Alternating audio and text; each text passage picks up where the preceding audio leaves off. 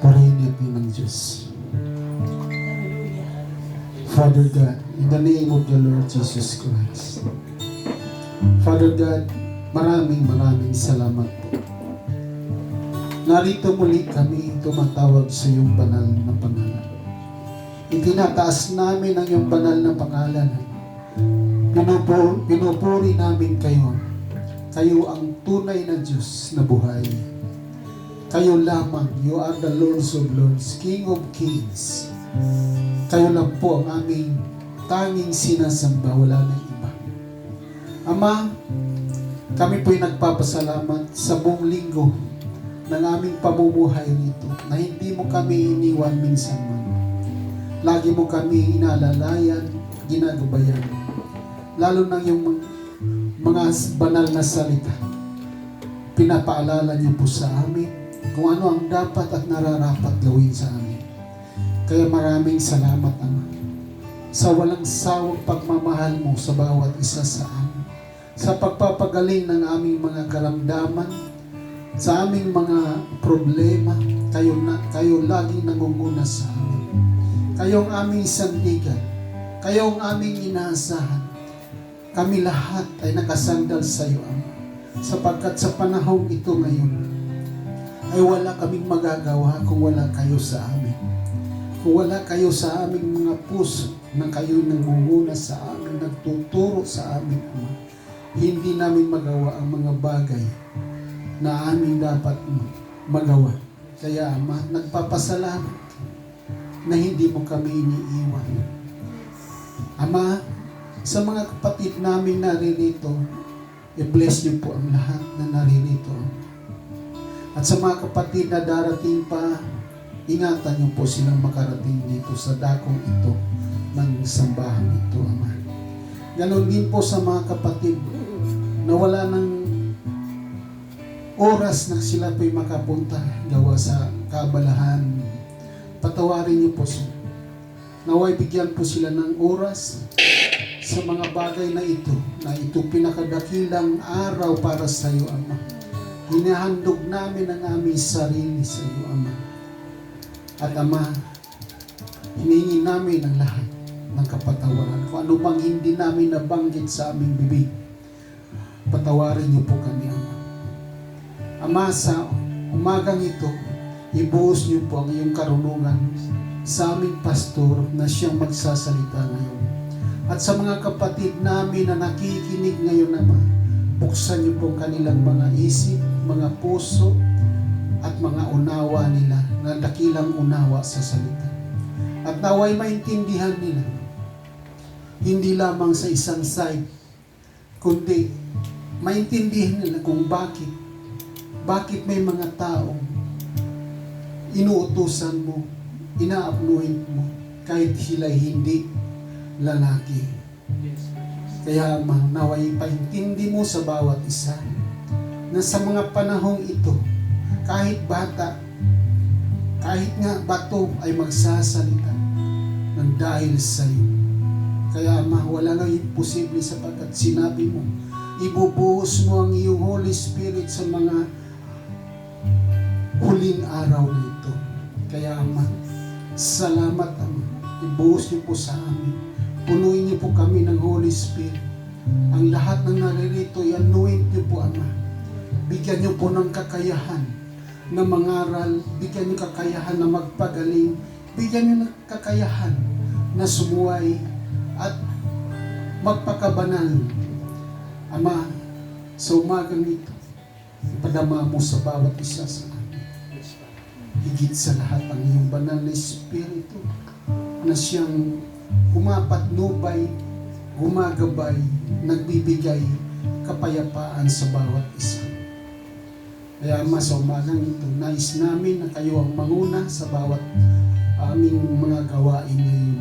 Ito ang aming iniiling, ito aming pinapasalamatan sa tanging pangalan ng aming Panginoong Jesucristo. Amen, Amen, at Amen. Tayo po'y magsiawi. Magsiawi. Hallelujah. Let's praise Him. Praise Him. Praise the Lord Jesus.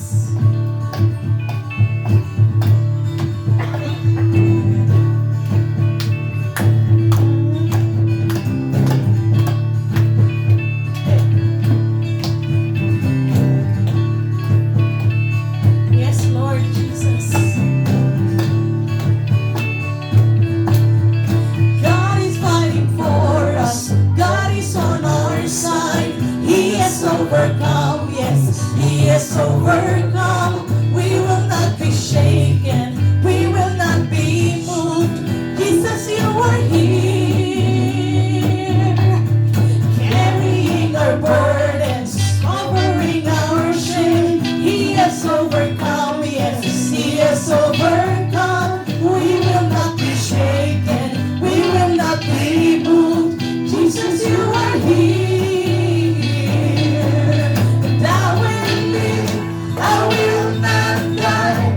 The resurrection power of Christ alive in me, and I am free in Jesus' name. Hallelujah.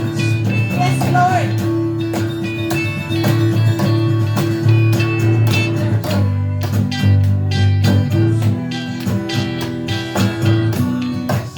Yes, overcome. We will not be shaken. We will not be moved. Jesus, you are here. And I will live. I will not die. The resurrection power of Christ alive in me, and I am free in Jesus' name. And I will live. I will not die. I will declare and lift you high. Christ revealed, and I am healed in Jesus' name. Yes, Lord. Hallelujah. Yes, Jesus. Bless you, Lord. Hallelujah. Yes, sing praises to Him. Hallelujah.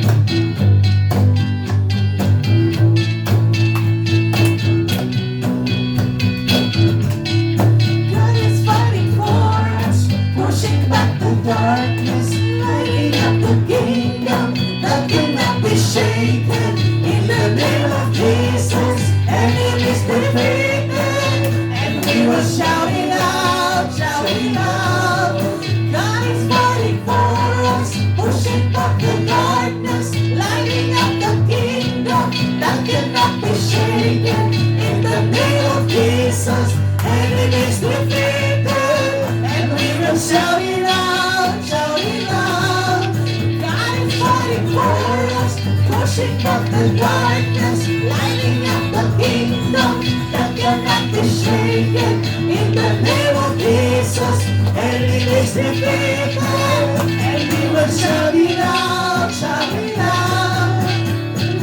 Live, I will not die. The resurrection power of Christ alive in me, and I am free in Jesus' name. And I will live, I will not die. I will declare and lift you high. Christ revealed, and I am healed in Jesus' name. In Jesus' name. In Jesus' name. Yes, Lord Jesus, we are here, Father. Hallelujah, Lord God. Lahat ng karamdaman, Panginoon, physical, lalo't higit na spiritual, Father God, I know you will heal us, Lord Jesus. Yes, Lord. In your mighty name, Lord God, we are healed. In your mighty name, Father, we are healed. Hallelujah. Thank you, Jesus. Thank you, Lord Jesus.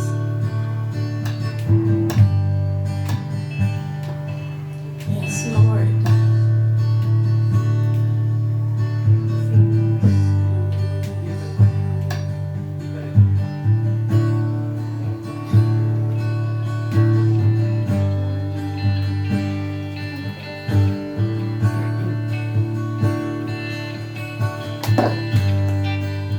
Yes, Lord Jesus.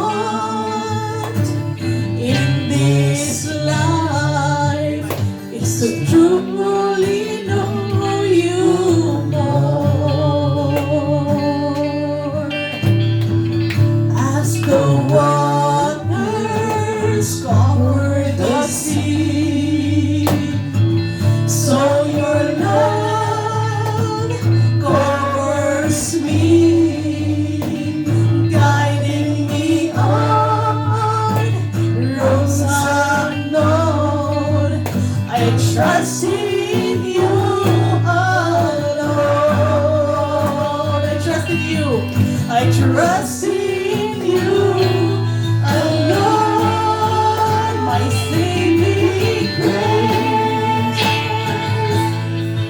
Jesus, my endless love.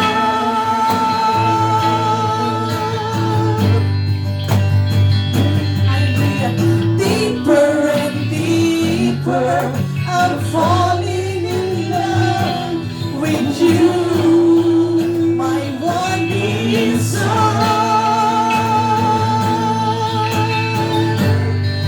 my only truth.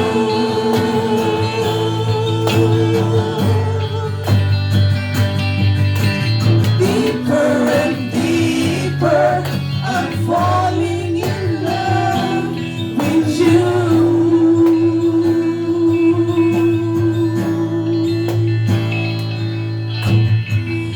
As the waters over the sea, so your love covers me, guiding me on roads unknown, and trusting you alone.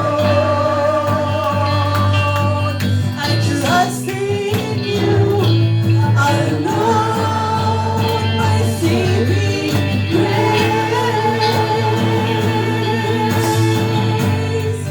my endless love.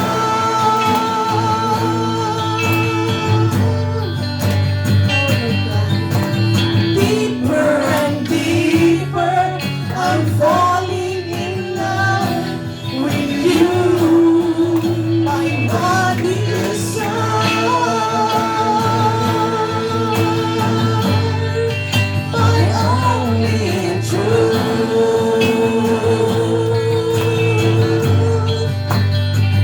Yes, Lord. Deeper and deeper, I'm falling in love with you.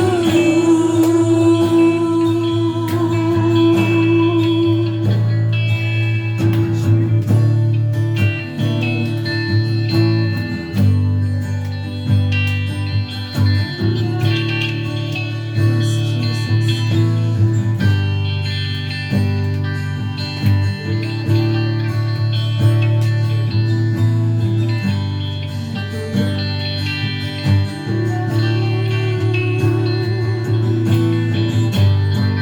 Yes, Lord.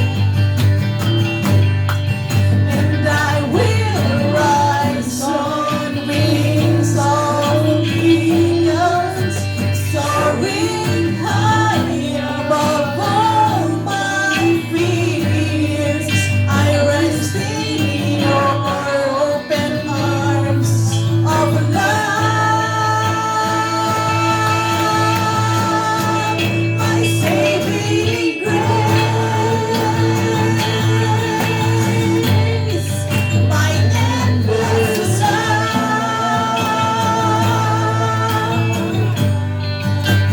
Hallelujah.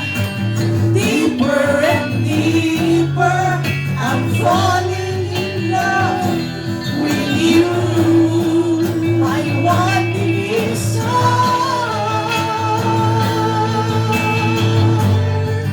my only truth.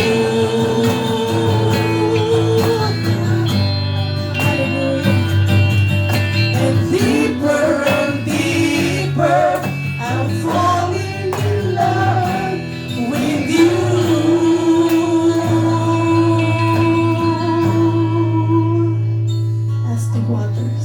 As the waters cover the sea, so your love covers me. Yes, Lord Jesus, thank you, Lord.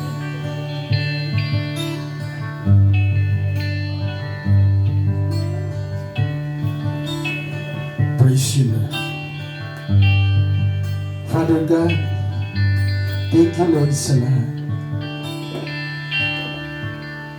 Itinataas muli namin ang iyong banal na pag sa pamamagitan ng mga himso. mga awit na ito. We praise you, Lord. Ikaw lamang ang karapat-dapat namin itaas at sambahin. Ama, salamat sa lahat. Lagi mo nawa kaming pangunahan, lalo na ngayon. Ibigay niyo po sa amin ang iyong banal na salita, na naway ito'y magamit namin sa aming pang-araw-araw na gawain, ganon din po sa mga pag-aaral namin. Palalimin niyo po ang aming pananampalataya. Bigyan niyo kami pagkakataon na kami po ay magkaroon na may kanya-kanyang talento sa bawat isa. Ibuhos niyo po sa amin ang iyong gabay, na yung banal na Espiritu na siyang tanda na iginawad mo sa iyong mga anak. Bigyan niyo ang lahat naman, na ito'y maunawaan ng bawat isa, marinig ng aming mga tenga ng iyong mga payo, iyong gabay, mga turo, at ano pa man, mga saway. At turuan din kami sa pagsisisi kung kami ay nagkasala. Huwag niyo kaming hayaan na malugmok at madapa sa mga kasalanan. Idinadalangin din po namin ang mga bansang ito, Ama. Bigyan niyo po ng katahimikan. Alam namin na may nagbabantang kaguluhan sa bawat lugar na ito. Ama, ipagkasundo mo ang bawat isa. Pinapanalangin namin ang namumuno ng aming bansa. Ganon din po sa mga tao hindi nila naunawaan, na huwag nawa nilang idaan sa kanilang emosyon. Dinidinig namin ang lahat ng kanilang mga, at gamitin niyo kami, Ama, na kami po ay tagapagpayo kung ano man ang dapat namin magawa. Idinadalangin namin ang katahimikan, kapayapaan ng bansa nito. Gabayan niyo po, buhusan niyo po, Ama, ng katalinuhan ang namamahala sa amin. Dinadalangin din po namin ang mga kapatiran o mga kapatid na hindi pa nakakarating at nakakarinig ng iyong banal na salita, sapagkat sinabi mo sa mga huling araw ay may kaguluhan, ngunit ang mga tumatawag sa iyong banal na pangalan ay ililigtas mo. Kaya naway lahat kami magsitaw, lahat kami manampalataya, lahat kami ay mag-commit sa iyo. Ang mahalaga, kayo ang aming Diyos, at wala nang ibang Diyos na aming sasambahin, at wala nang ibang Diyos na aming paglilingkuran. Ama, ipakilala mo sa kanila, ipaabot mo sa kanila na walang ibang Diyos ang gumawa ng langit at lupa at lahat-lahat ng naririto na. Kaya, Ama, dinggin mo nawa ang mga samot dalangin ng bawat isa. Lahat-lahat po, anumang mga problema sa buhay, alam namin dinirinig mo ang bawat mga hinaing ng bawat isa.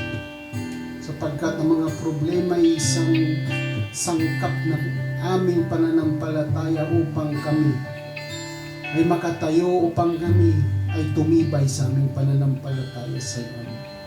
Layo mo sa amin ang matinding mga karamdaman naman. Pagalingin mo ang aming karamdaman ngayon, Ama.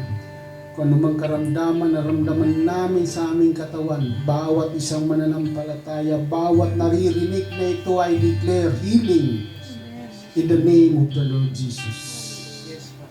Ganon din po ang aming pananampalataya. Dinideklaran namin na sa pangalan mo kami maging banal, maging matuwid kami, at makasunod kami sa iyong kalooban. Kaya Ama, sa umagang ito, turuan mo kami, bawat isa sa amin, kung paano kami makasunod sa iyo. Ituro mo sa amin, Ama. Iimti mo ang aming mga puso kung anumang mga daladala naming karunungan sa aming puso. Kayo nawa lagi ang magpuno ng tamang aral sa aming Ama. At turuan mo kami. Ito ang aming dalangin. Tinataas namin ang pangalan ng aming Panginoon Jesus. Amen, amen, at amen.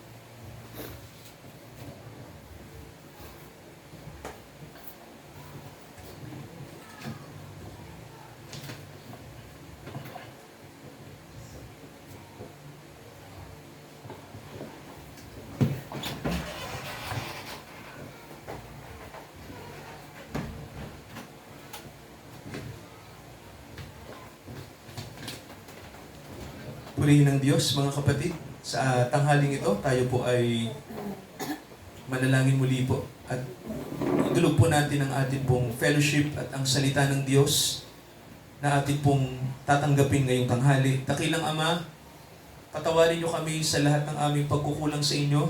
Bigyan niyo kami ng karunungan sapagkat walang iba, dakilang Ama, na bagay para kami po ay maging liwanag sa ginagalawan naming lugar, kundi magliwanag sa amin ang inyong salita at mag-reflect ang inyong salita sa amin.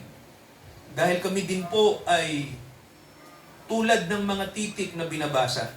Ang buhay namin, the way we live, the way we act. Alam namin, Father, na talagang walang ibang witnesses na inappoint kayo kundi ang inyong mga sons and daughters na inyo pong tinawag sa biyaya. Though we are not perfect as humans, but you gave us your Holy Spirit to witness the truth sa kultura na aming ginagalawan, sa mga tao po na nasa dilim. Na kami din naman, noong nakakaraang panahon ay nasa dilim din. Pero dahil sa biyaya, dinala nyo kami sa liwanag ng mabuting balita. Ganon dinawa, Ama, akayin namin ang mga kaluluwa na inyo rin itinalaga sa amin na dalhin sila sa liwanag dahil anuman po ang mangyari, sinabi nyo po na kami ay inyong mga witnesses. Tinalaga nyo kami para magsumaksi kami sa kung ano ang tama. Ayon po sa inyong ipinag-uutos sa amin. Kaya dakilang Ama, gawin namin po ang nararapat. Dahil tunay po na walang ibang pwedeng magbigay ng instruction sa mga tao kundi ang mga pinagbigyan nyo po ng kaalaman tungkol dito. At walang iba kundi kami, ang inyong mga anak. Samahan nyo kami sa araw na to. Sa gawain pong ito, kayo ang mag-glorify, kayo ang maitaas. Sa pangalan po ng Panginoong Jesucristo, lahat ng ito ay aming idinadalangin. Amen. So mga kapatid, nung last Sunday po, ay narinig natin yung kahalagahan ng panalangin, ng devotion, yung pagtatalaga po ng buhay natin para yung kalooban po ng Diyos mangyari sa buhay natin at para tayo po ay maging instrumento ng Diyos laban po sa kadilimang na mamayani po sa mundo. So mga kapatid, mahalaga po na aware tayo dyan kasi naniniwala po ako na ang Diyos ay sovereign, na ang lahat ng bagay alam ng Diyos. Gayunpaman, ang Diyos kasi nagbibigay ng responsibilidad sa atin. Sabihin nyo nga po, responsibilidad. Ayan. Ibig sabihin po, ito yung kaloob ng Diyos sa atin bilang tao. Kasi, tingnan yung mga kapatid, binigyan tayo ng Diyos ng isip. Tama ho ba? Binigyan niya tayo ng bibig. Binigyan niya tayo ng kamay, ng buhay, para gamitin po natin, no? Kasi yun po talaga, no? Anong silbi ng buhay natin kung hindi tayo magiging instrumento ng Diyos? Di ba mga kapatid, no? Kaya po, sabi nga ng Bible sa atin, tayo, naalala ko no, yung sinabi ng Apostol Pablo no, sa 2 Korinto. Basahin nga natin ito mga kapatid. No? So sabi rito sa 2 Corinthians, no, may mababasa tayo. Okay, basahin ko lang po no, yung chapter 5. 2 Korinto chapter 5. Ito yung nakasulat mga kapatid no, sa verse 20. Kami nga'y mga sugo sa pangalan ni Kristo. Nawari namamanhik ang Diyos sa pamamagitan namin. Nakita niyo po, no? Sabi rito, when we are ambassadors for Christ, as though God did beseech you by us. Ibig sabihin po, sino po ba yung ginagamit ng Diyos para yung salita po niya ipaalam sa mga tao? Sino po ba? Di ba mga kapatid tayo? Di ba sabi rito, no? Kami mga sugo, di ba? We are ambassadors. So tayo mga kapatid, mga sinugo tayo. Yun ang totoo, no? Ibig sabihin, may alam kasi tayo pinagpaalaman tayo ng Diyos. Ibig sabihin mga kapatid, ito yung sinasabi natin, na we are the witnesses. Tayo yung mga saksi, no? So, namamalig ang Diyos sa pamamagitan natin. Ibig sabihin po, tayo yung mouthpiece ng Diyos. Tayo po yung kinatawan niya sa mundong to. Yung mga Christians, walang iba. Kaya mga kapatid, alam niyo po ba, ito di ba kahit ang Kristiyano po ay, sabi nga natin sa ibang mga bansa, bawal tayong mangaral. Tama ho ba? Tingnan niyo mga kapatid nakaka-penetrate po ba ang mabuting balita sa mga bansa na ayaw sa atin? Ano pong sagot? Nakaka-penetrate po ba? Opo. Napansin niyo mga kapatid na ang mga tao po ay na-attract sa message natin. Alam niyo kung bakit mga kapatid, no? Kasi nga po, 'di ba sir, ang sabi, mabuting balita 'to Hindi naman 'to masamang balita, no? It is good news. Ibig sabihin po, it's about our eternal life, no? Nakasalalay po sa mensahe na taglay natin ang buhay na walang hanggan. So, mga kapatid, no, basahin po natin yung karugtong po ng ating pinag-aralan noong last Sunday. Tungkol po ito sa kapangyarihan ng Holy Spirit, no? So, sabihin nyo nga mga kapatid, kapangyarihan ng Banal na Espiritu. So, alam nyo mga kapatid, no, mayroon tayong kapangyarihan galing sa Banal na Espiritu. Mayroon po, no? Ang ano lang po rito, ang tanong lang, nagagamit po ba natin? Yan, no? Nagagamit po ba natin ang kaloob ng Holy Spirit? So, may sinasabi po ang kasulatan, no, sa aklat ng Lucas. Basahin natin ang Ebanghelyo ni Lucas sa 24, huling chapter ng Lucas. Okay, ang Lucas po ay bago mag-Juan, bago mag-Gospel of John. So, Gospel of Luke. At may nakasulat mga kapatid sa verse 48 to 49. So, ito po yung sabi, kayo'y mga saksi ng mga bagay na ito. At narito, ipadadala ko sa inyo ang pangako ng aking Ama. Datapwat, magsipanatili kayo sa bayan hanggang sa kayo ay masangkapan ng kapangyarihan galing sa itaas. So mga kapatid, alam natin na mahirap maging ambassador, di ba sir? Mahirap maging witness. Kasi nga po, tingnan nyo mga kapatid, bigyan ko kayo ng idea no, ng pagiging ambassador.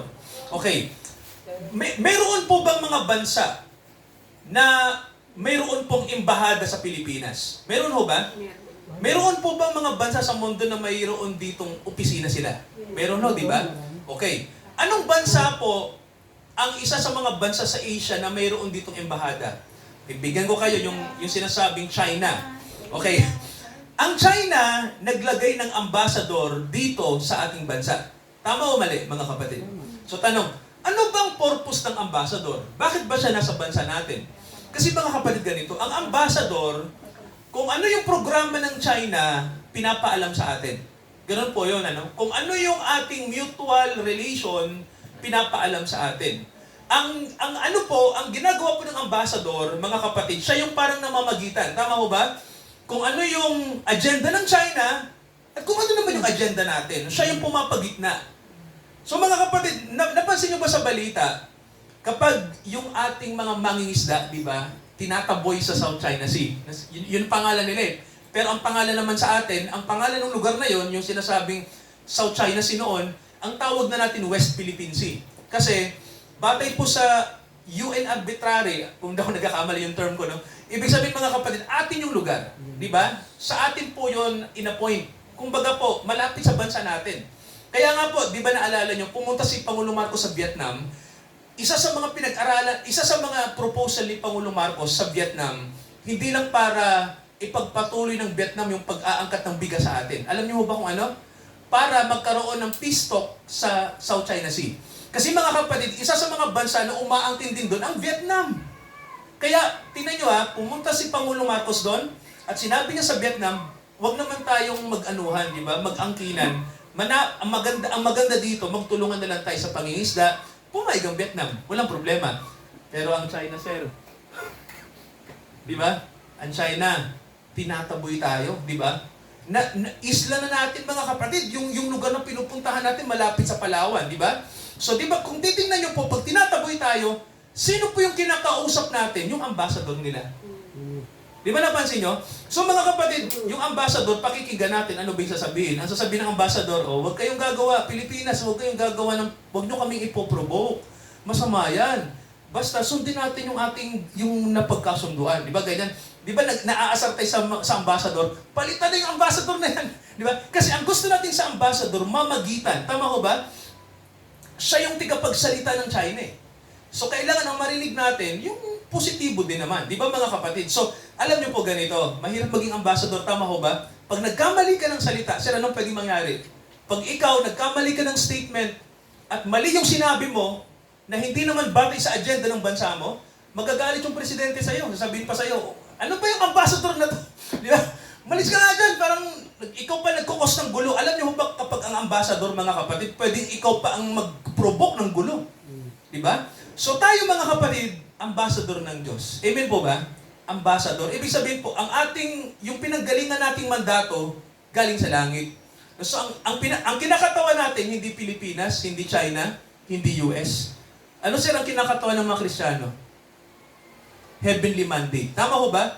Yung utos ng Panginoong Jesucristo, no? Na ang sabi, akayin nyo ang mga tao.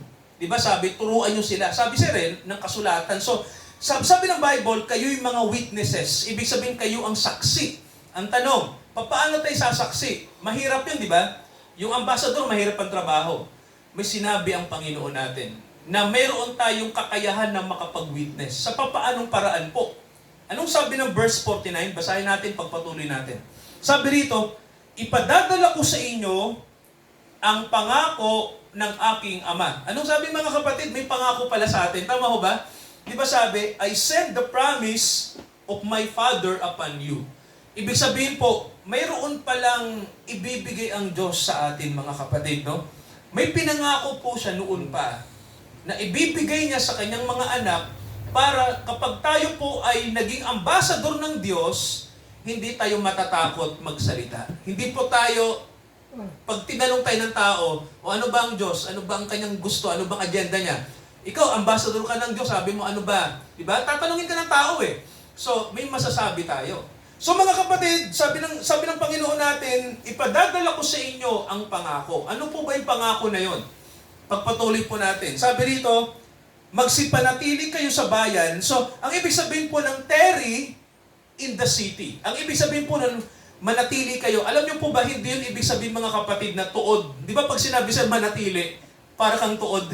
No? Manatili, maghintay, waiting. Hindi po ibig sabihin ng Panginoon doon manatili lang. Ang ibig niya sabihin sa pananatili, pray. Yun ang ibig sabihin ng mga kapatid, manalangin ka. Kasi po, nang naghihintay ang mga alagad, sa pagdating ng Holy Spirit, they are praying. Mga kapatid, di ba? Nananalangin sila. Yung po yun, no? Tingnan natin yung aklat ng gawa, kung anong ginagawa ng mga alagad. Nung araw na sila ay naghihintay. So, basahin natin mga kapatid, no, yung... basahin natin yung chapter 1, verse 14 ng Gawa. Gawa 1:14. Ano bang ginagawa nila? Naghihintay lang ba sila? So, ang sabi rito sa 14, ang lahat ng mga ito'y nagsisipanatiling matibay na nangagkakaisa sa panalangin. Okay. Sino po yung mga nagpipray na yon? Kasama ang mga babae. Si Maria, yung ina ni Jesus, at pati ng mga kapatid niya. Wow! Kakagulat to. Sino daw, sir, yung kasamang nananalangin ng mga alagad para dumating yung Holy Spirit sa kanila? May isang importanteng babae ron. Sino po? Kilala niyo po ba yung ina ni Jesus, yung kanyang mother? Si Mary. Hinihintay din ba, sir, ni Maria na mapuspos din siya ng Holy Spirit? Tama, no? At yung mga anak niya, nandoon din po ba? Nandoon din. Sabi rito, no?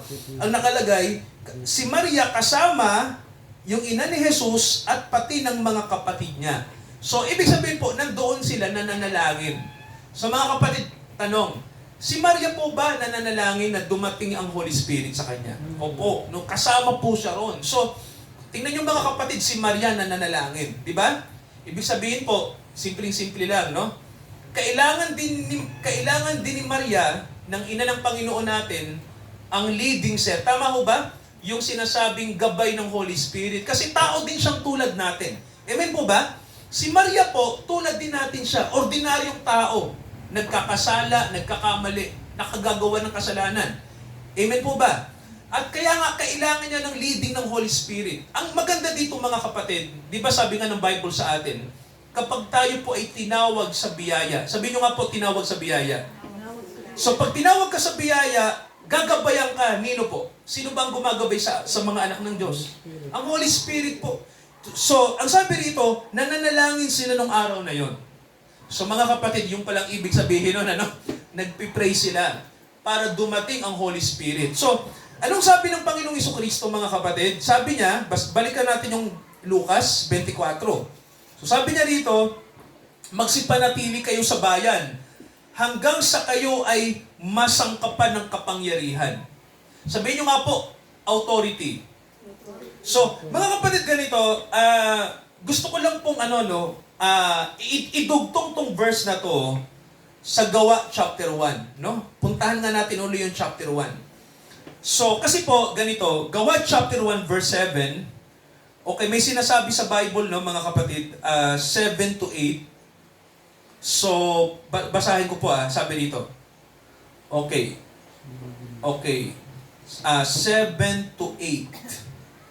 Okay, 7 to 8, 7 to 8. Sen, pakibasa nga po yung Gawa, chapter 1, 7 to 8. Okay po. Okay, pakinggan yung mga kapatid, sabi. At sinabi niya sa kanila, hindi ukol sa inyo na malaman ang mga oras o ang mga panahon na itinakda ng Ama sa pamamagitan ng kanyang sariling autoridad. Ngunit, tatanggap kayo ng kapangyarihan pagbaba sa inyo ng Espiritu Santo at kayo'y magiging mga saksi ko sa Jerusalem at sa buong Judea at Samaria hanggang sa kaduluduluhang bahagi ng lupa. Salamat, sir. Salamat po. So mga kapatid, pansinin niyo po yung verse 7 to 8, no? Kasi po, sa verse 7 to 8, mayroong dalawang salita na magkapareho. Alam niyo po kung babasahin niyo po ang Bible, tingnan niyo, magkapareho. Sabi rito, the Father hath put in His own power. Sabi rito, di ba? Ang ginamit sa ng Bible yung authority. Tama ho ba? Ngayon, sa verse 8 ang sabi, tatanggapin ninyo ang authority ng Espiritu Santo o kapangyarihan. Ngayon, alam niyo po ba na hindi po yan magkaparehong salita. Magkaiba po yun. Tama yung version ng Bible niyo, sir. Binigyan ng pagkakaiba yung kahulugan. Kasi, yung salitang authority ng Ama, ang ibig sabihin po nun, authority. Ang ibig sabihin, sir, siya ang namamahala sa lahat. Yun ang ibig sabihin noon. Pero yung verse 8, ang sabi, tatanggapin ninyo ang kapangyarihan. Hindi po ito tungkol sa pamamahala. Sa Greek word, ang nakalagay dyan, dunamis. Ibig sabihin po ng salitang dunamis, mga kapatid, ang kahulugan po niyan, abilidad, capability. Ibig sabihin po, yung verse 7, ang ibig sabihin po ng authority dyan ay exousia. Ibig sabihin po, pamamahala. Pero sir, yung verse 8, ang sabi ng Bible, dunamis. Doon galing yung salitang dynamis. Sir, sa wikang English, dynamic. Ibig sabihin, bibigyan kayo ng capability o ability. So, tama sir, no? Ibig sabihin ng kapangyarihan dito, bibigyan ka ng Diyos to be able. Sabihin nyo nga po, to be able. Ibig sabihin para ikaw ay makapag-witness. Alam niyo mga kapatid, di ba, sa kasulatan, may sabi nga, naalala niyo po ba si Moises ng utusan ng Diyos? Di ba, sir? Binigyan siya ng authority doon, di ba? Ng Diyos. 3 authority yun, sir. 3. Di ba? Una, yung sinasabi na yung kanyang tungkod, itapon niya. Ano pong mangyari sa tungkod pag itinapon niya sa harapan ng hari? Magiging ahas. Unang sign. Ikalawang sign, di ba, sir, ang sabi ng Bible, yung kamay ni Moises, malinis, di ba, malinis yan. Ilagay doon niya sa dibdib niya. Dito, sa may bandang bosom. Nang ilabas ni Moises, nagkaroon ng ketong. Naging lepros, tapos binalik niya uli, tapos mawawala. So parang magical, no? So, ibig sabihin, ikalawang witness kapag hindi sila naniwala, ipakita mo yung kamay mo, no, na magkakaketong, tapos ibabalik mo lang sa boso mo, pag nilabas mo, nawala na. Paano pa po pag hindi pa naniwala sila? Ang sabi ng Diyos, ganito, no? Yung tungkod, itubog mo sa tubig, lalabas ang blood. Magkakaroon ng blood sa buong river ng Egypt. Yan yung sign, sabi ng Diyos, na ipakita mo sa hari. Para sabihin nila na sinugo kita. Ibig sabihin, mga kapatid, sabi ng Diyos, ikaw ang ambassador ko sa Egypt. Naintindihan niyo po? Ikaw ang witness ko. So mga kapatid, sabi ni Moises, napansin niyo mga kapatid to, ano lang to, para maintindihan niyo. Alam niyo po si Moises nung time na yon, hindi niya rin kayang magsalita. Parang tayo din. Mga kapatid, nakikinig? Wala siyang kaalaman. Sabi niya, makapal ang dila niya.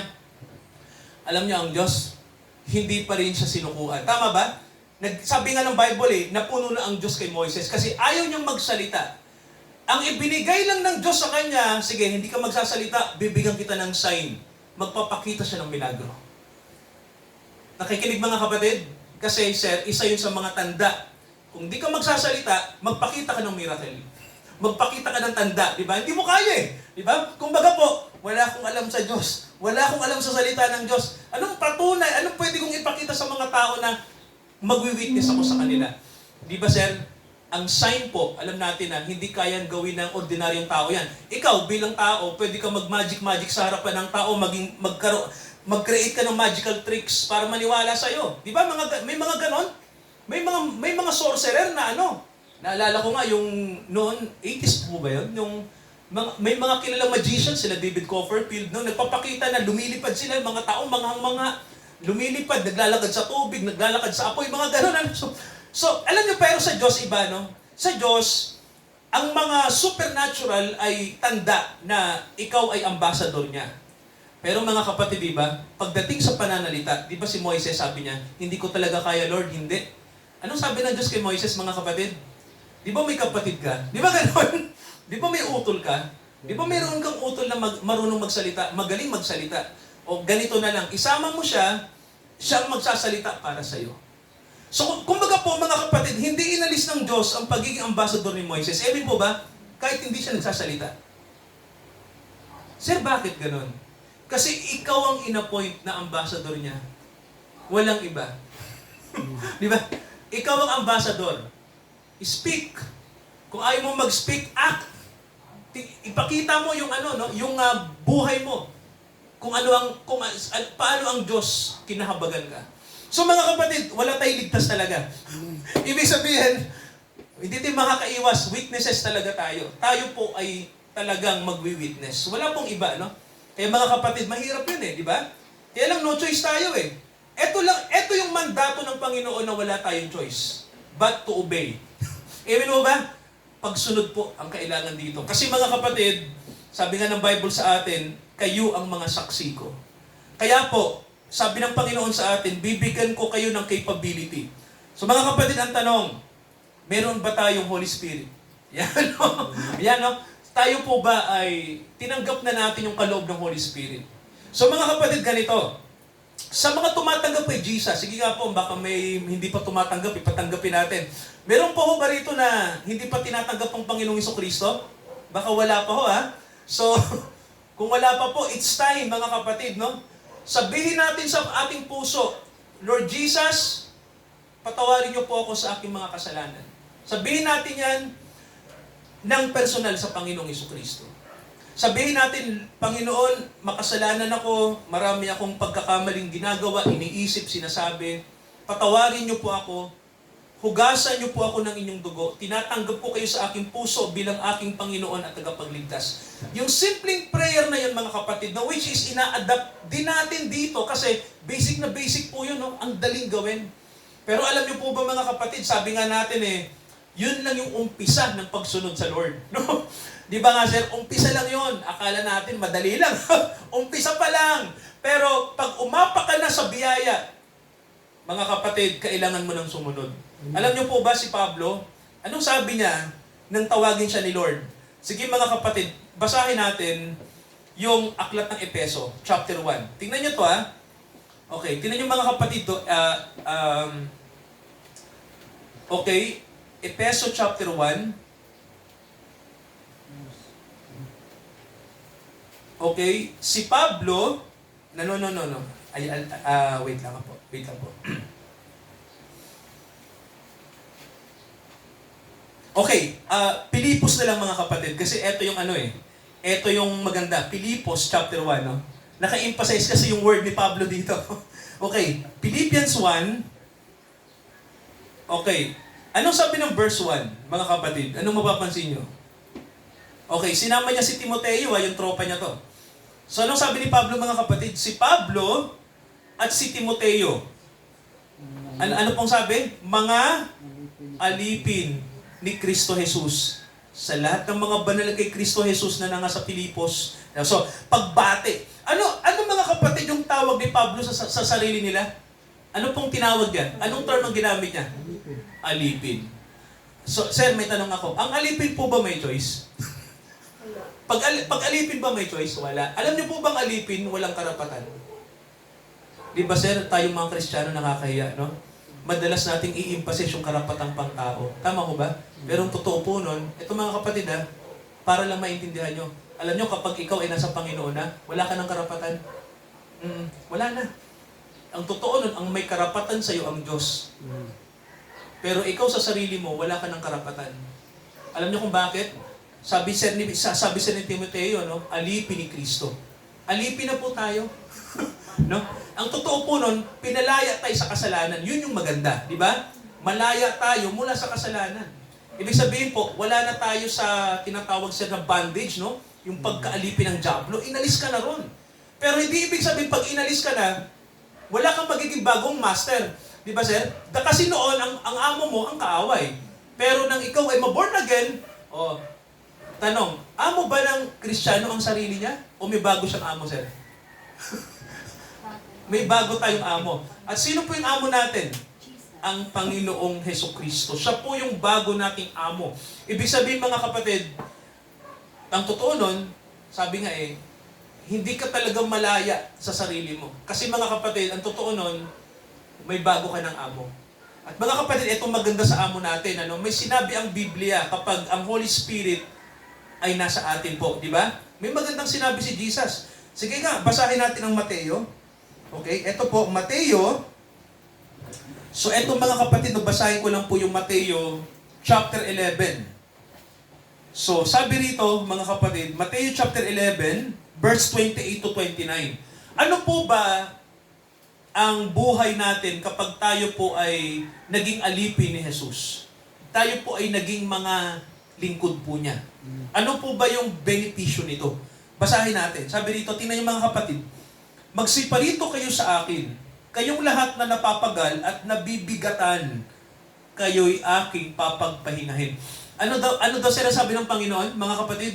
Na kapag tayo ay sumunod na sa Panginoon, ano po ba yung maganda? Ganito po yan. Isa sa mga magandang kaloob ni Jesus sa atin, kapag tayo po ay sumunod sa Kanya, mga kapatid, magandang regalo to, no? Tayo ay bibigyan niya ng kapahingahan. Siguro may nag-iisip, kapahingahan. Nagpapahinga naman ako After ko magtrabaho, nagpapahinga ako. Anong klaseng kapahingahan yan? Alam niyo mga kapatid, yung kapahingahan na salita. Diba? Sino po rito yung natutulog ng 10 oras? Hindi na ako nakakatulog nun. Meron mo ba nun? Okay, eto, 7 oras, 8 oras. Okay. So, ako sir, 5 na lang hanggang 6 yung oras ko. Ikaw bro, ilang oras na lang? Wala nang oras. Depende. Di ba? So, di ba mga kapatid, ano bang nangyayari kapag napapahinga tayo? Ano pong nangyayari, sir? Pag yung katawan napapahinga? Walang pag-relax. Tama, tita, di ba? Napansin niyo po? So, di ba mga kapatid, ang katawan natin nare-relax pag nagpapahinga. Ito yung sabi ng Panginoong Jesucristo, nagpapahingahan eh. Hindi sa physical sir eh, di ba? Yung napapahinga yung ating kaluluwa. Kasi, ibig sabihin po nun, kapag nasa kasalanan kasi yung kaluluwa natin, mga kapatid kapag nasa kasalanan yung ating soul, alam niyo pong nangyayari, hindi po yan napapahinga. No? Ibig sabihin mga kapatid, gawa ka ng gawa ng hindi maganda. Isip ka ng isip ng hindi maganda. Hindi napapahinga ang kaluluwa. Alam niyo ba yung mga kapatid? Di ba? Sa kaya, ang kaluluwa po, nagawa ng kasalanan, sabi ng Bible, mamamatay yan. Di ba sabi ng Ezekiel, ang kaluluwa na nagkakasala ay mamamatay. So mga kapatid, tingnan niyo po tayo bilang tao, di ba, may physical tayo, tama ho ba? Pero sa loob natin, kaya tayo nabubuhay dahil sa kaluluwa. Mayroon tayong soul. So, mga kapatid, yung loob natin, yan yung pinakatayo. Yan yung sinasabi na pagkatao natin. Alam niyo ho ba sa Biblia, di ba? Ang kasalanan sa physical at sa spiritual. Mabigat mga kapatid yung kasalanan sa spiritual. Napakabigat. Kasi nandiyan sa loob natin yung tinatawag ng Bible na kawalan ng pananampalataya, pride. Tama si Jesus eh. Ang nagpaparumi sa atin, hindi yung kinakain natin sa physical. Di ba? Ang sabi ng Panginoon, yung nagpaparumi sa atin, yung nanggagaling sa puso. Kasi yung kaluluwa natin, mga kapatid, corrupted. Yun ang ibig sabihin, may corruption ang puso. Kaya po hindi ako naniniwala na ang tao ay may likas na moralidad.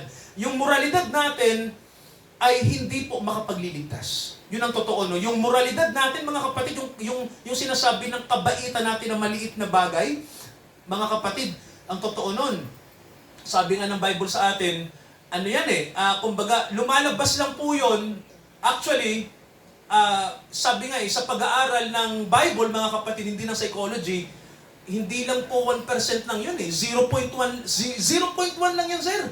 Grabe, no? Kasi po, ang sabi nga ng Bible sa atin, mula nang magkasala ang tao, naging corrupt yung tatlong aspeto natin, yung body, soul, spirit. Kaya ang makapagbibigay lang po ng liwanag sa atin, mga kapatid, no, para tayo ay makaalis dito sa corruption na ito, walang iba kundi ma-born again tayo. Maipanganak tayong muli. Yun po yun, no? Kasi kahit yung ating spirit, corrupted, no? Body, soul, spirit. Kaluluwa, katawan, espiritu, corrupted. Kaya po kailangan natin ma-born again. Walang iba. Kailangan natin ipanganak na muli. May corruption sa tao, no? Yung human nature. Kaya, kung babalikan natin, mga kapatid, yung pinag-aaralan natin, di ba, ang sabi ng Bible sa atin, sabi dito ni Jesus, kapag nasa atin ang Holy Spirit niya, may kapahingahan.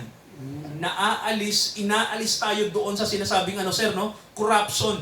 Napapalitan ng bago yung pagkatao natin. Tingnan niyo po may sinasabi sa Bible, basahin nga muna natin sa yung 29. Maganda yung 29 eh. Sige nga sir, basahin natin. Matthew 11:29. Pakinggan niyo to mga kapatid. Sabi, Pasanin ninyo ang aking pamatok at matuto kayo sa akin sapagkat ako'y maamo at may mapagpakumbabang puso at makakatagpo kayo ng kapahingahan para sa inyong mga kaluluwa. praise God. Napansin niyo mga kapatid, no? Makakatagpo kayo ng kapahingahan sa inyong mga kaluluwa. Ang pinaka-benefits, isa sa mga supremong benepisyo kapag na-born again tayo, peace of the soul.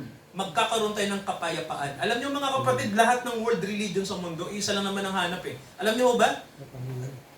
Tanungin natin lahat, ang mga Christians, ang mga Buddhist, ang mga Muslim, alam niyo gusto nila peace of mind, peace of the soul. No? Ma-reconcile tayo sa Diyos.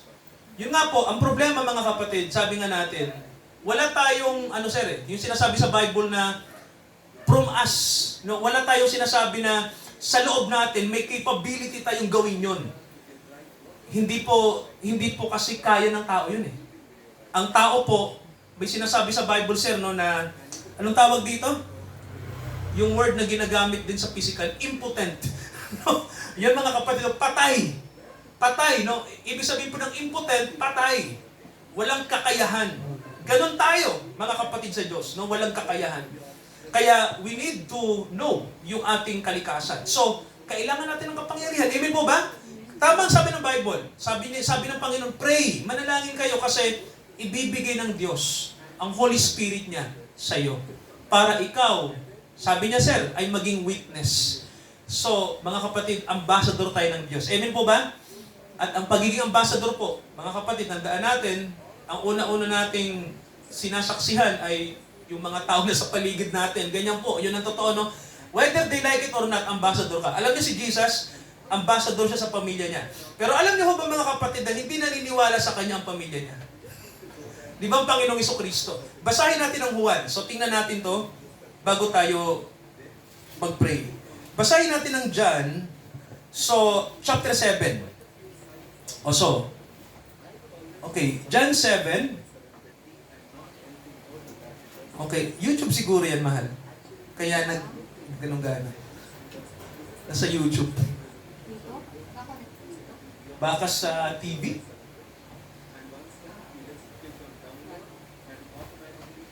Oo, sa TV talaga, sa TV. Okay. So mga kapatid, basahin natin yung chapter 7. Okay, basahin natin yung verse. Okay, verse 2, sabi rito, malapit na ang piyesta ng mga Hudyo, yung piyesta ng mga tabernakulo, at sinabi sa kanya ng mga kapatid, sinabi sa kanya ng kanyang mga kapatid sa laman, mga kapatid, no? Umalis ka rito, pumaroon ka sa Judea, upang makita ng iyong mga alagad ang mga gawa na iyong ginagawa. Sapagkat walang taong gumagawa ng anumang bagay sa lihim at nagsisikap ihayag ang kanyang sarili. Kung ginagawa mo ang mga bagay na ito, pakilala ka sa mundo. So mga kapatid, mayroon ditong medyo hindi magandang salita yung mga kapatid ni Jesus. Ang sabi sa kanya, walang taong gumagawa ng anumang bagay sa lihim at nagsisikap ihayag ang kanyang sarili. Kung ginagawa mo ang mga bagay na ito, pakilala ka sa sanlibutan. Ibig sabihin, i-expose mo na nakagagawa ka ng ganito, ganyan. Diba? Kasi siguro, mga kapatid, alam nila na ang Panginoong Jesucristo gumagawa ng himala. Pero anong sabi ng verse 5? Kahit ang kanyang mga kapatid, hindi sumasampalataya sa kanya. Nakita niyo po? So mga kapatid, naniniwala ba ang mga kapatid ni Jesus sa kanya? Sa laman? Diba hindi? O may tanong ako, kayo po, pinaniniwalaan ba kayo ng mga mahal niyo sa buhay? Hindi lahat. Hindi lahat, sir, di ba? May iilan-ilan. Tama ho. Tama ho ba? So, sa akin din po, hindi lahat. Ganon, no? So, kung titingnan niyo mga kapatid, yung struggle natin, struggle din ba ng Panginoon? Sige po, ang struggle po ba natin, struggle din niya? The same. Di ba mga kapatid, no? So, hindi magkalayo. Kung ano yung nararamdaman natin, nararamdaman din ng Panginoon noon. Pero ang maganda dito mga kapatid, di ba? Alam ng Lord kung ano yung dapat niyang gawin. Amen po ba? So, hindi po siya nababad trip. No? Hindi po siya nababad trip kailanman sa mga utol niya. No? Alam ng Panginoon na ang kalooban ng Diyos yung mangyayari sa buhay niya. Kahit sa panahon siya ay rejected. Kasi mga kapatid, ito maganda. Di ba dumating din naman yung time? Di ba sir, sabi ng Bible? Di ba doon sa Pentecost, nung nagpe-pray sila? Di ba sir? Si Maria nandoon. Tama ko ba? Tanong, si Maria lang ba ang nandoon nagpe-pray para dumating ang Holy Spirit? O kasama din yung mga kapatid ni Jesus? Kasama yung kapatid. Di ba dumating din yung time naniwala sila? Di ba? Kasi mga kapatid, Diyos ang gumawa doon. Tama ko ba? Gumawa din ng Diyos. Dumating din yung time naniwala sila. Yun nga lang, ang Panginoon, wala na. Tama ko ba? Nasa heaven na. Di ba? Pero dumating din yung time, they are called. So mga kapatid, ang Panginoon, hindi siya marunong sumuko. Kasi alam niya, God will make a way. Yung kanta po na kinakanta ng mga Christians, di ba? Totoo po yun. God will make a way na parang imposibleng mangyari. God will make a way. Kasi po ang Holy Spirit, kumikilos. Sabi nga sa ng Bible hindi natin alam kung paano nangyayari yun, di ba? Kahit kayong ating conversion di ba, mga kapatid, yung mga taong binago ng Diyos, itong totoo nun, may mga binago sa kulungan, tama ba sir? May mga binago dahil nagkaroon ng dagok sa buhay. Si April Boy Regino, naalala ko nakakilala lang siya sa Panginoon nang siya ay magkaroon na ng diabetes, cancer, hanggang siya ay matigok. Nung daw time na artista siya, naalala ko yun noong time na kasikatan niya, yung April, yung kanyang mga kanta, kinakanta ng masa. Sabi niya, ang ginagawa niya lang, inom, barkada, pagsasaya, hanggang si April Boy, mga kapatid, nagkasakit. Yun ang nangyari, no? Nagka-diabetes, at lumala yung diabetes niya. Lumala. Hanggang sa magka-cancer na siya, lahat na. Alam niyo nangyari nung time na yun, doon niya naalala na, teka lang, ano bang nangyari sa buhay ko, no? Bakit nagkaganito? So, ang ibig sabihin mga kapatid, calling na yon na ang buhay mo, sinayang mo lang. Nakikinig ba, di ba? Ito yung panawagan ng Diyos sa atin. Huwag nating sayangin ang buhay sa pangsariling kapakanan. Tama ba mga kapatid? Kasi po, tayo pong lahat, pinapaalala ng Diyos sa atin, may Diyos na pagsusulitan tayo. Mga kapatid. Ibig sabihin po, haharap tayong lahat sa Diyos. At kung tayo po ay namatay nang wala tayo sa Panginoon, delikado yun. Alam niyo si April Boy, ano yung maganda sa kanya? Ang maganda sa kanya ganito, hindi yung kasikatan niya, hindi yung pera niya. At hindi dahil siya ay naging sikat, hindi yon ang nagbigay sa kanya ng totoong yaman. Ang totoong yaman na tinanggap niya, nang tawagin siya ni Lord, ng Panginoong Jesucristo. Namatay siya, naniniwala ako na mayroon siyang kapayapaan at katiyakan kung saan siya pupunta. So mga kapatid, ganun din tayo. No? Hindi po mahalaga kung anong status natin, kung sasabihin natin we are blessed sa material, ang totoo po nun, ang pinaka-blessed na buhay kapag nasa Panginoon na tayo. Yun po ang mahalaga. Mga kapatid, manalangin tayo. Hayaan natin ang Holy Spirit ang gumabay sa atin sa lahat ng ating gagawin, sa lahat ng ating pananalita. We are God's ambassador. Let us pray to the Lord Jesus, in our Father in heaven, na tayo ay maging kagamit-gamit sa mga huling araw na ito. Sa mga huling araw na ito. Dakilang Ama, kami po ay gawin yung mabubuting ambassador. Ang Holy Spirit ay dumating sa mga huling araw para ang inyong mga kinatawan ay sumaksi. Naniniwala kami, Dakilang Ama, na it's not by the word only, but by signs and wonders. Naniniwala po kami na hindi nyo lang kami gagawing mga saksi sa salita, kundi sa mga tanda at kababalaghan. Naniniwala po kami dito, Ama, dahil isa ito sa inyong ibinigay na authority sa inyong mga anak. Dakilang Ama, di man namin ito na-i-emphasize sapagkat mahalaga po ang pangangaral. At may panahon, Father, na hindi kami makapagsalita dahil may mga tao po na may unbelief. They will not believe sa aming sasabihin. But naniniwala kami, Father, na pwede kaming makahatak sa pamamagitan po ng biyaya ng inyong tanda at kababalaghan. Kaya, Father, isa ito sa mga kinakasangkapan nyo. Pero ang mahalaga po ay ang pagkilos ng inyong espiritu sa tao upang sila'y totoong mabago. Tunay, Ama, hindi namin ito kayang gawin sa aming sarili. Mahirap po ito, pero walang imposible sa inyo. Kami ay kasangkapan nyo dito. Kami ay instrumento nyo sa agenda ng gospel. Kaya, Father, nandito po ang inyong mga anak. Gamitin nyo kami sapagkat mahalaga po na ang mga kaluluwa na nasa dilim, makita nila ang worth, ang honor, ang glory ni Jesus Christ. Father, ang mahalaga, magkaroon ng intimate relation ang tao sa Holy Spirit, sa Panginoong Jesucristo. Ito po yung nakikita naming mahalagang bagay sa tao. Magkaroon kami ng connection sa inyong word. Naniniwala din kami, Father, na hindi ito by selfish reason. Hindi individualistic emphasis ang pagiging Kristiyano lamang. Kung kami po ay totoong tinawag nyo sa biyaya, ilalagay nyo kami sa grupo ng mga tao na nasa biyaya din. Upang kami po ay sama-samang lumago. Dakilang Ama, mahalaga po ang pagpupulong namin every Sunday. Every word na binibigkas sa pulpit na ito ay nandito ang mga kaluluwa ng mga tinawag nyo. Dahil dito, Ama, nagkakaroon kami ng kaalaman at magagamit po namin ito sa aming pananalangin sa pang-araw-araw. at sa pagsasapraktika po ng pamumuhay Kristiyano. Dakilang Ama, totoo na ang buhay po namin ay hindi po ito, sabi nga, karapatan namin. Ang buhay namin ay karapatan nyo sa amin. Your right to us.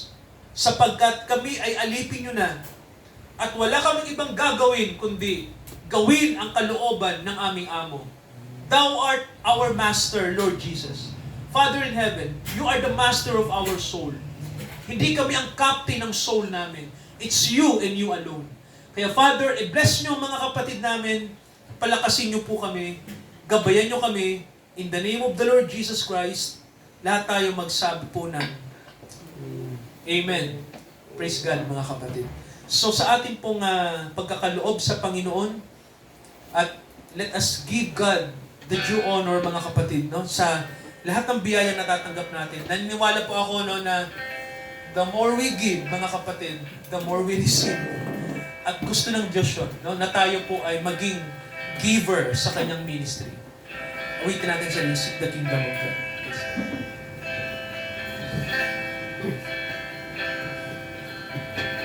Seek ye first the kingdom of God and His righteousness, and all these things shall be added unto you. Hallelujah,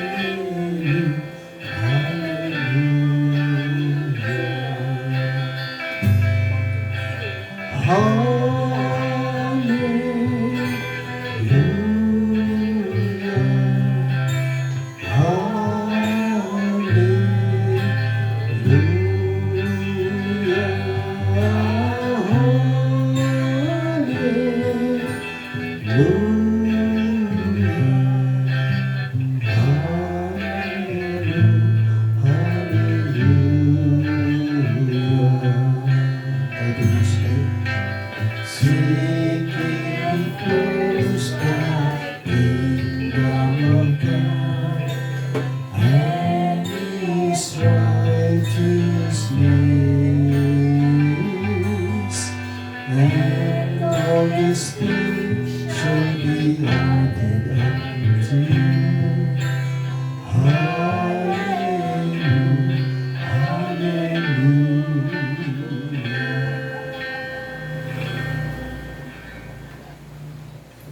Dakilang Ama, bigyan nyo kami ng kaalaman, karunungan, how to witness. We believe, Father, bibigyan nyo kami ng capability to do this. At nandito ang inyong salita para kami po'y makapag-witness ng effective according to your will, according to your agenda. I-bless nyo po ang mga kapatid namin ngayon. Pagpalain nyo po ang mga nandito, ang mga kaluluwa ng mga kapatid, ang kanilang mga kabuhayan, anuman po ang kanilang pinagpipray. Father, nawa po kayo ang mag-lead sa kanila at ibigay nyo po ang inyong kalooban for them. At kung ano po ang agenda nyo sa buhay nila, naniniwala kami, ang gagawin lang ng mga kapatid namin is to submit to your will. Naniniwala kami, Father, na magiging pong maganda ang flow ng buhay namin kung kami po ay susunod sa inyo. Naniniwala kami na marami pong mga testings and trials sa buhay. Ito po ay normal sa amin dahil bahagi po ito para hubugin kami, para kami ay i-mold nyo po ayon sa kalooban nyo, para kami ay maging tulad ng inyong anak, Ama, na sumusunod sa kalooban nyo. Kahit ang aming Panginoong Jesucristo, dumaan siya sa maraming testings and trials. Why? Dahil upang ang pagsunod ay ipakita niya sa amin. Na sa pamamagitan po ng ganitong mga sitwasyon sa buhay, natututo kaming mag-submit, mag-humble, at mag-glorify ang pangalan nyo. Para matuto kami na ang sarili namin ang hindi susundin, kundi ang kalooban nyo, ang will ninyo, ang inyong Holy Spirit na nasa amin. I-bless nyo ang mga kapatid, Father, nawa lumakas kami in the Holy Spirit. Magpakalakas kami sa Panginoon, sabi ni Pablo sa Aklat ng Epeso, magpakalakas kami sa Panginoon, sa kapangyarihang ibinibigay niya. Sa Diyos na sa atin ay tumawag sa biyaya, samahan tayo ng Diyos, gabayan niya tayo, ngayon hanggang sa ikalawang pagparito ng ating Panginoong Jesucristo. Amen, amen, at amen. Purihin